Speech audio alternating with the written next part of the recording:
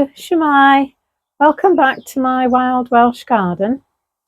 Well, I'm sorry to start on a sad note, but I do have, I'm afraid, some bad news about the robins that I showed you last week feeding chicks in the watering can nest. Well, I was looking out, it can only have been a couple of days later, and I was looking out of the kitchen window. And I could see the robins around the place, and they were obviously sort of exhibiting feeding behaviour, but they weren't actually flying into the watering can. And I thought, oh no, what's going on? And then when I looked a bit closer, I could see these little brown things hopping around the garden, and I thought, oh no, they're not going to last very long. So I don't know why they came out of the nest. We do have magpies and we do have a woodpecker, but both of those would take a baby robin, I'm sure. But other than that, I can't think why they would have come out, because I'm pretty sure a cat doesn't get up there. Anyway, the next day I found the remains of two, and I know there were at least 4 in there, so I don't know whether the other 2 got away or whether they got completely eaten. Yeah, so I don't know what happened. So, yeah, that's a bit sad, but that's kind of how it goes, isn't it? That's the nature of nature. You know, if you have a wildlife garden, you have to expect nature to do its thing. And at the end of the day, nature is pretty brutal. Everything gets eaten by something. Yeah, so that's sad. That kind of made me fed up. And then I thought, well, what am I going to do with the nest? So, I mean, my answer always is from Mr. Google, but unfortunately everybody says different things. Some people say they come back to the same nest. Some people say they don't. Some people say that they build on top of an old nest. Yeah, so I thought, well, I'll take the RSPB advice, which is really to leave things as they are. And that actually it's illegal in the UK to disturb a nest during the nesting season, even if there are no eggs in it. So that's what I've done. And if they come back, great. The thing is that they do have, I understand, up to 4 broods a year. So, and it's only the beginning of April, so they've got plenty of time to have several more. So if they come back to this nest, fine. If not, then they will nest somewhere else. And I'll clear the old nest away in the autumn and leave it nice and clean for robins next year. So I was pretty fed up about the robins, and weather is absolutely awful. It's so miserable and wet and grey. So that makes me fed up. I did want to do an April garden tour, but I really don't want to do it in the rain because, you know, a little bit of sunshine makes such a difference. So I'm going to leave that for a nice day, hopefully, fingers crossed, that I won't have to wait too long. And today I thought I would show you the front of my house because that's quite interesting, and tell you the story of me and my local council. So this is the front, my front garden, and that's the fence that we put up as soon as we arrived, because originally it was just lawn all the way down to the wall. And then I have a wall along the front here that fronts straight onto the pavement. And over this side, these are my front steps, and there's the pavement along there and the road.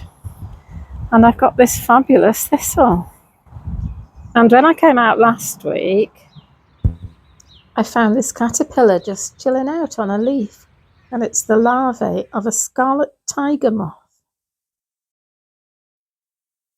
The ground here is planted with all sorts of bits and pieces, but the problem is that it's 3 foot off the ground. So if I want to actually go up there and plant anything or prune anything, I have to go up step ladders. And I want to future-proof my garden, you know, as I get older. So what I've done is I've planted a row of hedging plants along the fence. Then that'll be less room for other plants and also less work for me and better for wildlife. This is the first one here. and I'm pretty sure that that is a hornbeam. And then as well as that, there's a field maple and a Guelder rose, dogwood spindle, hazel, elder holly and wild privet. And then all round the bottom of the wall there are these plants. Now these are what the council calls weeds, and they come along here every year and spray it with weed killer. Now, to be honest, I really can't remember what happened the first couple of years, but as I've said a couple of times, I wasn't really thinking straight, so I don't really know about the spraying. But I did plant some of these Erigeron carvansiensis, the Mexican fleabane, and they seeded. There's one there, and there's a couple there. And they seeded all down the wall and all along the bottom of the wall. And they looked absolutely fabulous. And I think it must have happened during COVID. There's one there. Because I don't think that the council sprayed at all during COVID. And I don't know whether you know about Erigeron, but it just flowers and flowers and flowers and flowers. It gets the prize for flowering, really. And it just looked absolutely fabulous, you know, very arts and craftsy, very Gertrude Jekyll. And then, not last year, but the year before, they all died. And I thought it was something to do with the drought, because we did have a drought that year. And then somebody in the road said, oh, no, the council sprayed them with weed killer. So I contacted the council, and of course they ignored me. And I didn't do anything about it. And then last year, all these plants grew back, not just the Mexican fleabane. That is dove's foot cranesbill, which is a native. And then there's forget-me-not, some Erigeron, a little geranium, some more cranesbill, some more Erigeron. There's the cranesbill, and here there's some thyme, which has seeded itself from up here, and those pretty well had it by now, but they've survived down there. And these look like mullein. I don't know where they've come from.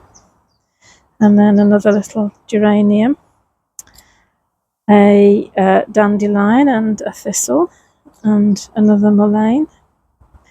Some more thyme, another geranium, another dandelion, and some more cranesbill, and a fennel, which actually grows up quite nice and stately, and the weed killer hasn't managed to kill. I've had to come in out of the rain, and my glasses are all covered in rain. It's not...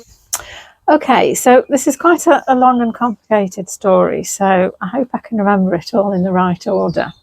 So where did I get to? So yeah, so last year all these different plants grew up, and exactly the same thing happened. They all died, and I realised that obviously the council had been round and sprayed them. So I contacted the highways department, because they're the people that do that, and of course they ignored me again. So I thought, well, I'm going to have to find another way of getting a response here.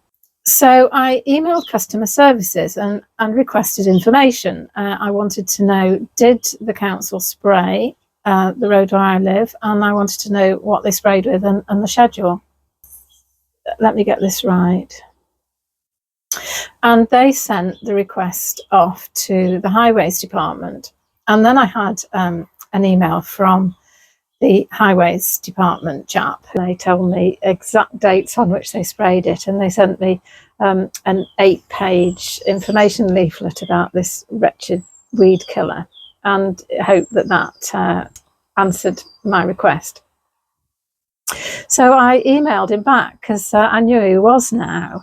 So I emailed him personally, and I told him that actually he'd been, by spraying in front of my house, he'd been killing my plants. I didn't say weeds, because I thought, well, he'd say, well, that's my job.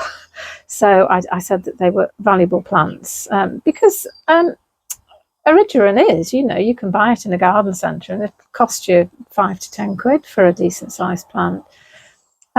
And so, again, he ignored me.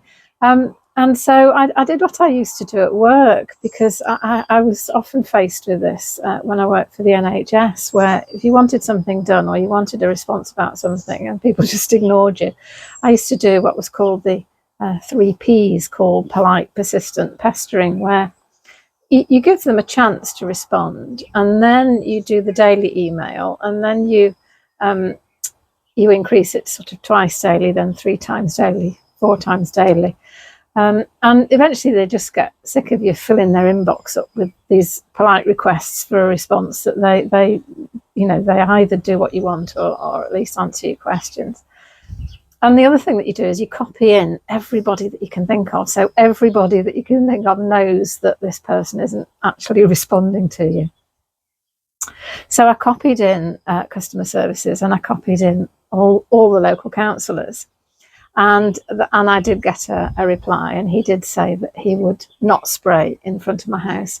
And also I had an email from one of my local councillors to say that she had contacted the council on my behalf and noted that they had said that they wouldn't spray in front of my house.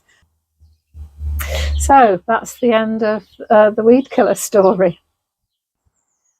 And while I was out at the front here, I thought I'd just show you what's happening over the road. My next door neighbour hasn't started building yet, so the bramble patch is growing, and there's my dead hedge, which is also growing. And for the first time, my wild cherry is flowering. This must have been in 5 years now, and it's just beginning to flower. And then I've got my 3 little silver birch trees that are just coming into leaf. And behind that, in the ground, you can see the cinquefoil and also some escapee tulips. And there's a close-up of the wild cherry blossom, looking a little bit wet. I've got my native rowan here, which is just coming into leaf. Planted that at the same time as the wild cherry. And then behind that, the willow, which has come of its own accord. And that's what I was trimming in the winter. And some teasel rosettes. Now they're going to grow up and flower this year. So I should have established teasels here, I hope. And then I've got foxgloves, dandelions and forget-me-nots, and these quite big patches of knapweed, which feed the butterflies in the late summer. And this is a species rose, which is not very successful, but it's still here, so I'll leave it here. It should be so much bigger than that by now, but I think it's probably because there just isn't any soil here.